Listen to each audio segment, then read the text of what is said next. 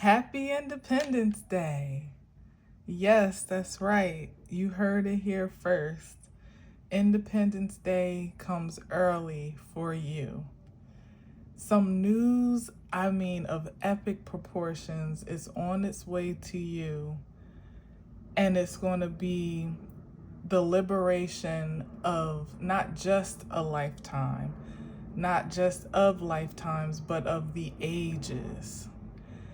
When I was doing this pre-shuffle, the amount of positive, prosperous cards, like, it excited me to no end, to the point where I was afraid to keep shuffling. But even where I landed was the Wheel of Fortune and the Star. That's where we are in this deck right now. The Star on the bottom, and the Wheel of Fortune, or the Wheel of Fortune on the bottom actually, and the Star here on top. I started hearing the Star Spangled Banner. I heard, even before the Star, what the message was: Happy Independence Day. And then I realized that Juneteenth is right around the corner. So that has a whole nother layer of liberty, especially for some of us. So there's something here coming in, good news, a positive change, again, of epic proportions, not something small by any measure of the imagination. It's something that is going to be extremely liberating, giving you a level of security and independence that is the likes of almost becoming your own sovereign state. I don't even know what that really means, but we know sovereign is a big word in the spiritual glossary these days. But I literally heard like almost nation. That's what it was, a sovereign nation. That's what it was. Wow, but a sovereign state makes sense. It'll put you in a sovereign state where there's nothing or no one and no place that you particularly need. You can come and go as you want to. It may be material, but it may even absolutely just be an upgrade in energy of confidence and, again, security, boldness, inspiration, like just knowing that there are no limitations. I almost said the sky is the limit. And my son, I said that to him one day, and he was like, well, what does that mean? I'm like, well, that means that the possibilities are endless. And he was like, well, the sky kind of is a limit though, isn't it? And I'm like, you're right, son, that's why you my son. But of course, I'm like, yeah, theoretically speaking, when we think about the sky, it seems so vast that you could never touch it all. You could never get to the end of it, which, the sky as we see it, I guess the stratosphere does have an end. So there lies a limitation in itself. So if you are like my son and you don't even subscribe to the conventions of limitlessness that seem to be seem to be expansive and freeing in some way, this message is probably for you. There are no limitations. There is no resistance. There are no more delays. There is no more, there will be no more reluctance or hesitation on the part of your manifestation, of course, according to your own will and choice, but the parameters are off. The box is busted. You're outside of the box at this point. So everything that you do up at this point moving forward is totally within your power and choice of creativity. All right. So even that knowing and that realization and it being like ingrained in your very being is liberating in itself. So if you can absorb that today, then I pray that you absolutely begin to walk in it immediately, post haste. All right, so again, like I said, it was the sun on top and the stars on the bottom. Oh no, there was a star. Where'd it go? It was here. Maybe I did cut it again. I can't remember, but I definitely saw the star. Oh, that was the last time I cut it. That's the last time I cut it. It was the star and the Wheel of Fortune. But look, Even better. I mean, the happiest card in the deck, the most promising card in the deck, and then the Wheel of Fortune. So this is coming right on time, but in some cases, not a moment too soon. You know what I mean? Like it's, and for many of us may even feel a bit overdue, but trust me, where the divine is concerned, it's right on time. So I hope that you receive it fully. All right, so let's see what else we got on that. I mean, I was in here geeking. Like every time I cut the deck, the shuffle was like another positive message, another one. You know how it is. Well, you may not, but when you deal with these cards, sometimes you be like, all right, let me chill. But I just kept cutting them and cutting them and cutting them. And every single time it was like, oh my God, oh my God. Nothing bad in the deck. Not one. Of course, that's probably not going to be the case on this table, you know. But as far as the preview message is concerned, good news. All good news. There's an old gospel song I'm hearing. What song is that? Choirs used to tear that song up. Good news, good news. Damn, what is that song?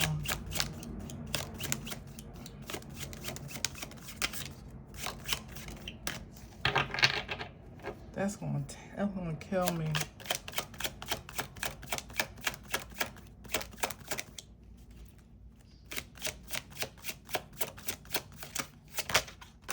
Page of Cups. Let me see real quick. Oh, I hear it. I got a rope up in that kingdom. Ain't it that good news? I don't think that's the song though, but that's what's coming up. I got a rope up in that kingdom. Ain't it that good news? I'm gonna lay down this world. Gonna shoulder up my cross. Gonna take it home to my Jesus. Ain't it that good news? Is that it? That might be it. But hear me though. And also hear how I'm saying it. Ain't that good news? It almost sounds like a Negro spiritual. Ain't of that good news, and that's how you were supposed to sing it. I'm listening to it in my ear right now.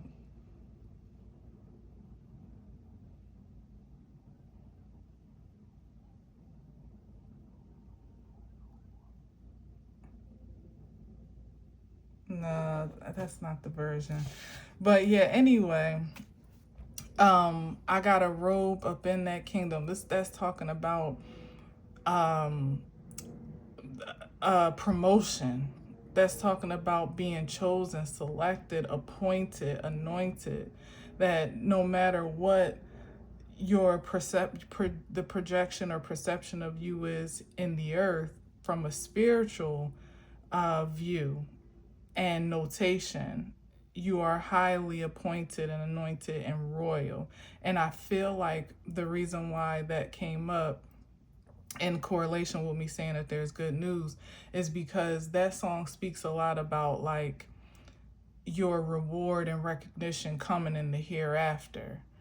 But as I've been saying for a long time, this is the transition or the new age where it's not just a matter of, oh, I'll get my crown when I'm long gone from here, and the Lord will say, well done. You're going to get your well done in this lifetime. You're going to get the evidence, the recognition, and the reward from a spiritual aspect. Because hell, your human peers may or may not, some of them anyway, maybe not, you may not get the support and understanding from everyone here on the earth, but and some may not get, even while you're being exalted or elevated, promoted, advanced, whatever the case may be. But trust and believe that when you are, and that physical evidence is manifested of your advancement in spirit and in truth, it's on account of the work that you've done to achieve in a certain capacity that is pleasing to the divine, whether that just be in your long suffering, your patience, and all of those fruits of the spirit that you've been cultivating that sometimes are not as evident to the naked eye or the human perception as they are to the divine one. That's what's being crowned. That's what's being glorified for you, by you, and it's being put on display, not for the purposes of causing, for divisive purposes or for the cause of like excluding anyone out. It's the very opposite. It's an exaltation and elevation so that it's the promotion can be literally promoted, like marketed to others to see, like, no, you don't, this is what's possible now here. It's not, you don't have to wait. There are no hoops you necessarily have to jump through to find yourself inhabiting the kingdom on earth, as it is in heaven. You don't have to die and close your eyes to experience the glory of that kingdom and all the splendor therein. It's something that has now been descended as we are ascending, collectively, but certainly the collective gets to go as the individuals have the courage and, again, that spirit of boldness to do so first. Almost like going ahead. Here it is, like how the priests would always go ahead of the masses whenever there was a crossover moment. Well, I know particularly when it came down to Joshua crossing over the children of Israel to the promised land from being in captivity and wilderness for 40 years. The priest went ahead and sanctified the waters and more or less probably almost like a sign and signal to the masses that it's okay to cross, that you're safe here, that this is a divine pathway that you can walk with security and find your way to some peaceful shore. It's giving me Six of Swords energy, where the waters were turbulent, as it said. I think they crossed the Jordan. I'll be mixing up between Moses' crossing. Yeah, Moses crossed the Red Sea and Joshua crossed the Jordan. Forgive me if I flip-flop that, because I do that sometimes. But because there are a lot of similarities in those crossings, symbolically. However, crossing from captivity into wilderness is something altogether than crossing over from wilderness into sovereigns, or sovereignty, or paradise, for all intents and purposes, for what they were experiencing before. Like a completely different, a completely liberated reality of existence where there is abundance, more or less at every turn. Like there's no scarcity for the things that are needed in the spirit and in the flesh, as opposed to the wilderness where there was provision, but it was just enough to survive. There's a huge difference here, going from just survival mode to, like I said, no limitation, no lack, and certainly abundance. An abundance of abundance, if you can even fathom such a thing, which is even hard for me to articulate, to be honest. But anyway, let's see what we got here. So we got the Page of Cups.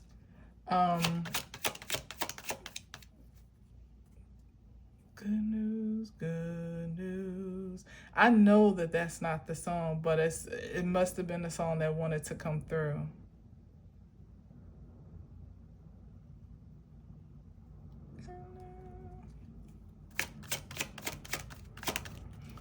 is. Maybe it is. I'm definitely going to do some research on it later, but I won't hold y'all up another minute. I think that's the most. I'm going to lay down my burdens.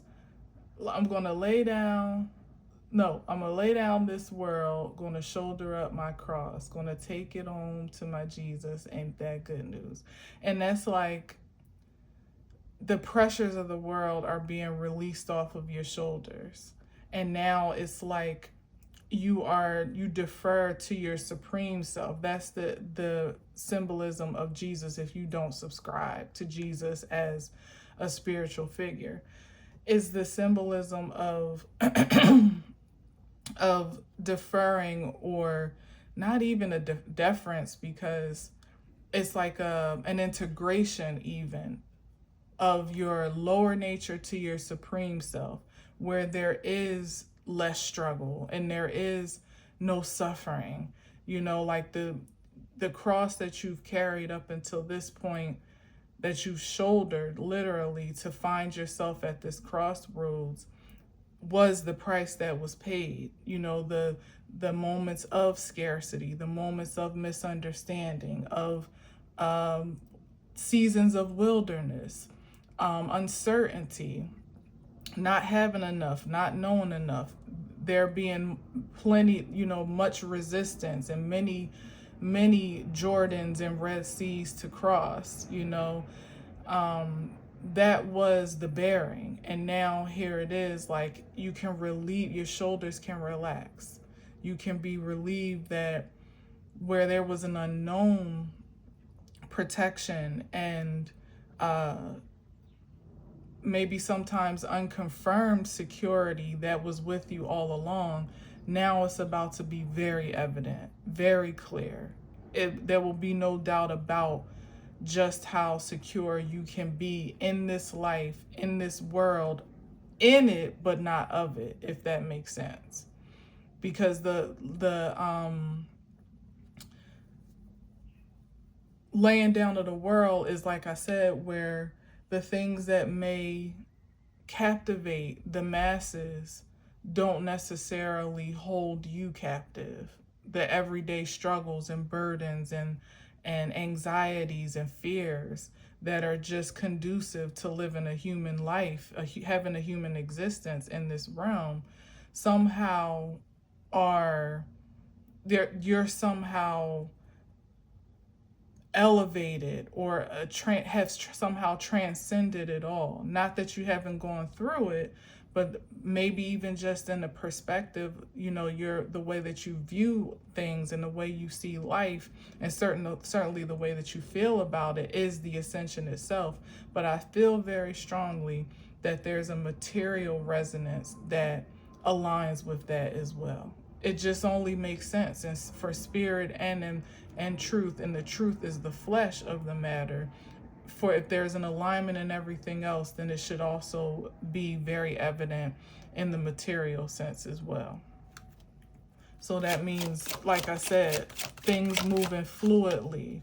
I've said before, like almost a too good to be true type of life experience, where you have in the past been accustomed to things going wrong, or being delayed or detoured or disturbed, disrupted, and now having to recondition yourself to the reality that all is well, and that be the new normal, and not just like what you tell yourself to keep going, like to have faith for more faith, but it really is a resonant reality that just doesn't even imagine, like the children of Israel crossing over from just their daily portion of manna every day, which, thank God for it, because they didn't go hungry.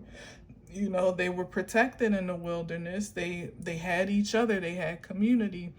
But like I said, is a very different transition from just enough to now being able to dine at the finest establishments, or choose organic fruits and vegetables, if you will, and what's the name, organic milk and honey. Like what's the honey, like honeycomb honey, like that natural, organic, no additives honey, like that type of privilege and fortune is what we're talking about here. Here's the Three of Pentacles. Let's see. What else? What about it? Between the Page of Cups and the Three of Pentacles.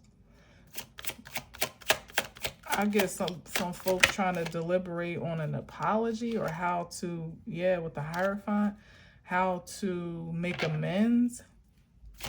Or trying to, they're trying to, because this Hierophant just gave me secret society vibes, but it's giving like folks trying to plot and scheme a way to insert themselves into that fame, that favor and fortune. But if there needs to be a scheme and a plot, repentance could be the only solution here, but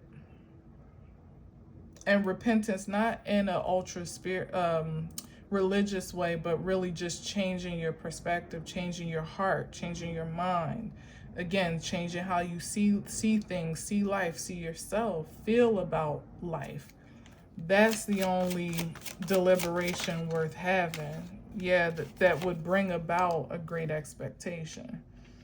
Anything else outside of that is just wasted time and energy. It's literally like spilled milk. To even consider, contemplate, discuss, like imagine some trying to figure out like, well, we should have did this, or we should have done that, or whatever. This is where whatever. Like if you're not deeply considering where you personally could have done something different for the purposes of being in alignment, not to have, the adverse of what the divine has in mind come to play or come into fruition, but to really get yourself into alignment with wherever the divine is guiding and leading and ascending all of creation to, then it's just like there's no, it's a waste. It's fruitless. It's powerless.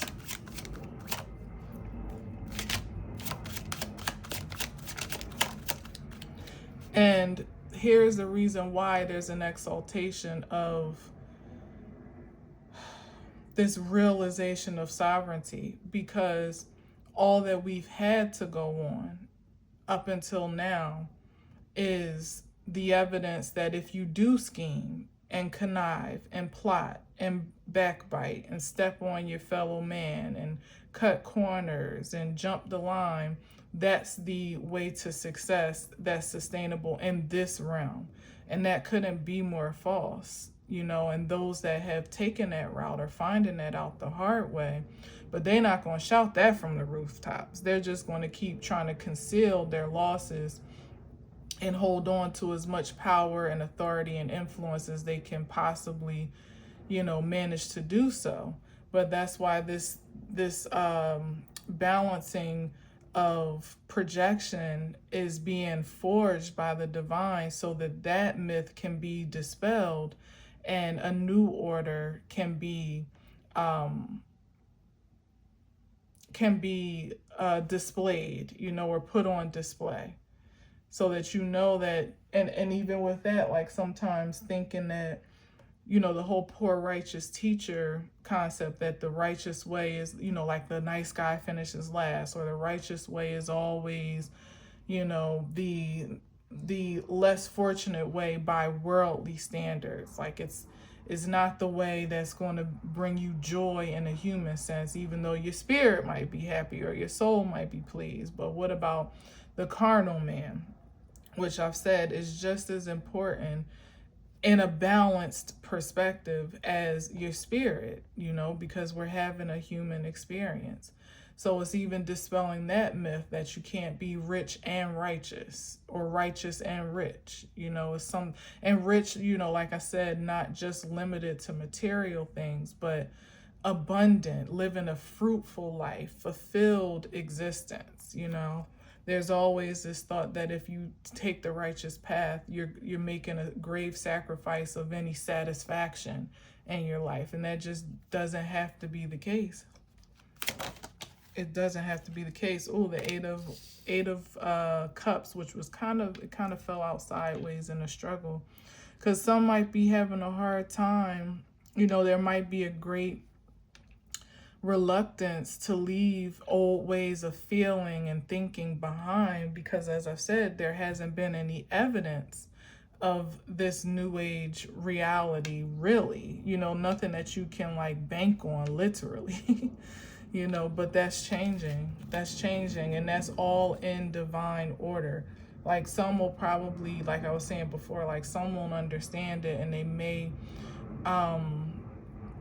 they may observe it as something of an adverse energy. Like, oh, if you living that well, you're doing that great, then that can't be of God, or it can't be divine. It can't, you know what I mean? Especially when they make their own survey of your lifestyle and compare it to the captivity per se of religious order, versus a spiritual one or an energetically liberated one.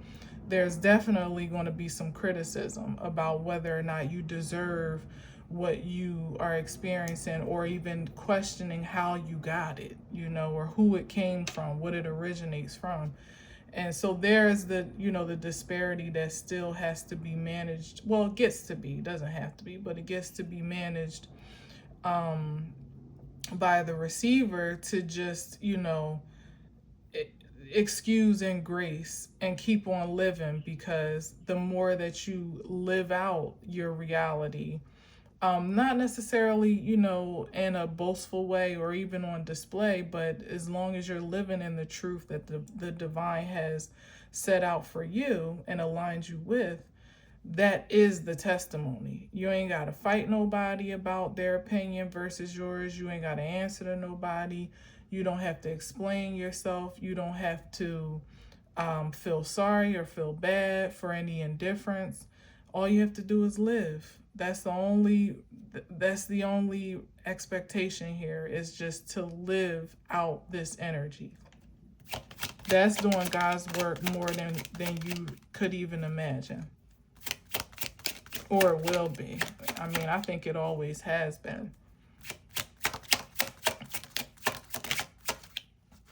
Because it's like the arc of this story is the testimony in itself. As I said before, having shouldered a cross, having gone through a trial and tribulation period, maybe lifetimes of trial and tribulation. Yeah, and here is an appointment at the King of Cups. A promotion. Right after walking away from an unsavory, or at least unsatisfactory existence, not holistically. What's that? The Eight of Swords. Yeah, disempowerment, where you weren't allowed, almost in some cases, to feel empowered in your own liberation, in your own sovereignty. You were conditioned to feel like, to feel condemned for how you feel, or how you love, or the happiness that you desire to obtain and experience. Like, almost have made to feel bad for having such a utopian view, or really such a pure heart. That's what it's given. Like I said, nice guys finish last, and maintaining a certain purity, even back to the Page of Cups, in the midst of chaos and treachery and illusions and so on and so forth, is almost, it almost read as ridiculous to some that were living, that either lived or subscribed to a different reality. Look at this. I'm telling you, promotion overnight, advancement overnight. So it seems, but we know that that's not the case, because at some point everybody's a page, you know. So, and a lot of the work and the not just wishful thinking, but praying, proclaiming, and even work and dedication that was put in to reaching this point of achievement, whatever this is for you at the King of Cups. Like, I feel like the achievement, like I said, is like this sense of happiness and bliss and contentment that is hard not only to achieve but also to sustain. That's what is given me at the King of Cups, because the Page of Cups can be a little bit what's the word, like impressionable or easily affected, sensitive maybe. But the King of Cups is someone that has learned how to maintain a balance, to sustain self, you know, and one of the hardest elements to do so, which is the water energy, emotional, cups, spiritual. So it's like the evidence of evolution, maturity, advancement is here. Although on display, it might seem to be a surprise or shock or out of nowhere or overnight, maybe even to some undeserved or unworthy. But so saith the divine, it is so. It is so. And it's for a greater purpose than even the satisfaction of the receiver itself. Like I said, it's serving the purpose of almost being a beacon of hope and faith for others to see, like, okay, there's something to that over there after all, or there's something that I can aspire to or be inspired by after all, something different from the norm, which we will see and are seeing in real time dilapidate before our eyes, whether you realize it or not, as this exaltation is happening. But even through those ruins and that rubble, it matters to see that something is still, there's something still promising of it all. There's still something worth living for, you know, let alone striving for. All right, a couple more because I gotta go. I literally can't. Gotta roll out. Judgment. Ooh, and the Wheel of Fortune. Oh my goodness. Oh my goodness. My nose is itching like crazy.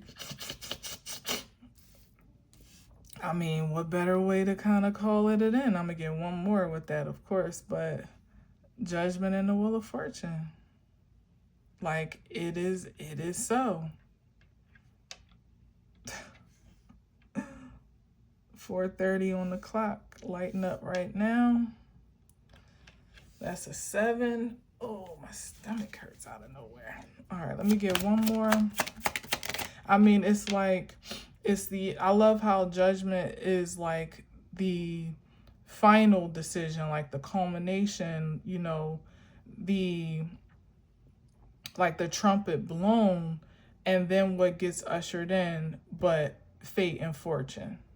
You know, it's like, this is what it is to look forward to, no matter what the closure may be, you know, wherever you are, wherever you resonate, whatever the closing cycle, like the pomp and circumstances of this season of life, and perhaps even the era that we're transitioning from, the Wheel of Fortune, fate, fortune, favor, hopefully, in the best case scenario, good luck, abundance, playing out in such a way, in such an abundant way. Remember, that's Jupiter energy, big gift giver. That you can't contain it. You can't contain it. You can't captivate it. You can't hold it. You can't keep it in a box. You know, it can't be confined to a box or a standard. It's its own thing to whomever is in alignment with it, It's especially assigned to each individual. So it's what I may experience and what you may experience, there really is no point of comparison, honestly, which eliminates, hopefully eventually will eliminate a lot of the judgment and condemnation and criticism that we what's the word that we project onto one another, especially that, much of which, as we know now, has been lost in translation, that is not even divinely ordained. It's like kind of cleansing the palate, clearing the playing field, so there's no, eventually there'll be no confusion or discrepancy about what the divine has ordained or ordered for your life specifically. And of course, until it's no longer the case, there'll still be some that will operate in that mentality of condemnation and judgment, looking outward to compare, where they personally feel they align or don't. But the ascension, the promised land of sorts, is a live and let live reality, where if everyone is more focused on managing their own fate and fortune, to the most supreme capacity that they possibly can, you don't really have a lot of energy or time to judge someone else's. Not really. It doesn't. It's not even a topic of conversation anymore. Hopefully, I don't know. Maybe that's just too far-fetched of a reality for this plane of existence. I don't know, but it sure would be my prayer. Oh, not justice, not justice. And I see this Five of Cups, which I'm not even gonna take because I wasn't gonna take these two anyway. But I'm definitely gonna take this Justice. Yes, like what I was saying about spilled milk, and it does go along with what I'm saying, because like I just said, it's like this is the energy that we want to eliminate, and a lot of this grief and shame and guilt and disappointment and sadness, overall this disparity in the spirit, comes on account of personal insecurity, and that comes on the back of being in alignment with condemnation and criticism, again, that's not even divinely ordained or sanctioned. A lot of what we subscribe to as the gospel is not even organic to the divine realm. It's been tainted, it's been what's the word, it's been remixed, it's been taken away from, added, edited, all the above, and translated for ulterior motives. And I'm not just talking about the Bible, I'm talking about the gospel of how to live life according to all constructs of order, every religious order, and everything else. It's a purification process that's underway, that's bringing all things back into its organic state, into its sovereign state of being. And so that's why I was saying, like, it's like you're your own independent nation, because perhaps the influence that you project as an exalted being, supreme being, will either pave way for a nation like, damn, wow, that's crazy how that came through. Like the children of Israel were a nation transitioning through one era to another, and the priest stood in the crossway to assure safe passage, or to encourage and inspire a safe passage. Because what if some were too afraid to cross and they stayed back in the wilderness because it had become familiar, was home at that point, So everyone still is empowered by their own choice, for sure. But it's something about the way that you are being promoted in this season, in this hour, that may even practically pave way for a nation to come through a lot more easily and with a lot less stress and struggle than you did. And or it's just a spiritual inspiration that impacts the collective consciousness to ascend by their own will and might, because there is evidence that there is value, there's reward on that pathway. There's something to look forward to. There's something on the other side that is not just safe and secure, but that is sovereign, liberating, justice. I mean, literally, just judgment and justice here with the Wheel of Fortune. That's something more powerful than I think I'm even really speaking to at this time. So let's see what's on the bottom. Yeah, the Six of Pentacles. It's according to what you feel you deserve. And with the King, my goodness, there's the prosperity finding its way back around to whomever it's rightfully assigned to. And of course, we know with the Six of Pentacles, it's always on account of what you've invested first and foremost. But like I said, this is the prosperity. This is the good news, that everything that you've worked hard for, you've labored for, you've had patience for, prayed for, supplicated for, cried for, perhaps, fought for, maybe even. This is the material, like this is the material affirmation of its existence. So it's definitely not just spiritual, just a good idea or a lofty concept, or a philosophy of sorts, a concept of faith, to have you continue to push forward and believe for more later, greater later, or whatever the case may be. It's like, nah, this is real. This is physical. This is material. This is actual. This is practical. Something that you can taste, smell, see, feel, hear in real time. It's definitely given, like, again, that alignment of heaven and earth that's being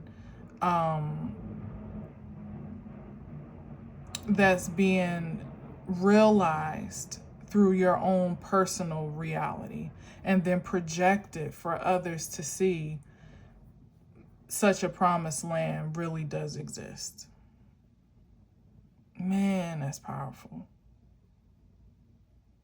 So they can put their feet on, well, not, I was going to say put their feet in the water too, but really you walking on dry land. Once the priests have already gone in and the sea is parted, the Jordan is parted, all you got to do is walk across. So all the heavy lifting, the heavy work has already been done.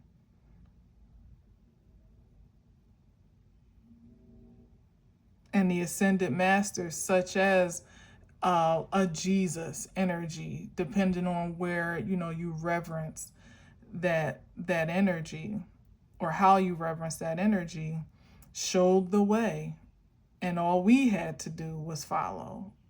And even if you don't subscribe to Jesus, like the concept of just really aspiring to be your best self, that's the spirit that's alive and well today, even in a trendy way, that, as I said, were the stepping stones that allow us all to afford to inhabit the paradise that was once a myth and a legend in real time.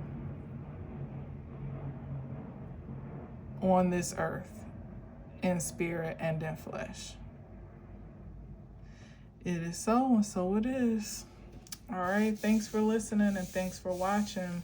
And it's spiritual justice. Like this here speaks volumes. Like I can't even. Like this was it's like a prophecy that was always slated to be realized. Always, no matter what the resistance, no matter what the enemy or oppositional forces how they may have interfered or delayed, it was always the inevitable. And by God, what a wonderful time to be alive, to not just witness such a prophecy fulfilled, but actually be a prophecy fulfilled. Get into that. That's you. Happy Independence Day. All right, so thank you for listening. Thank you for watching. Until next time, as always, I leave you with peace.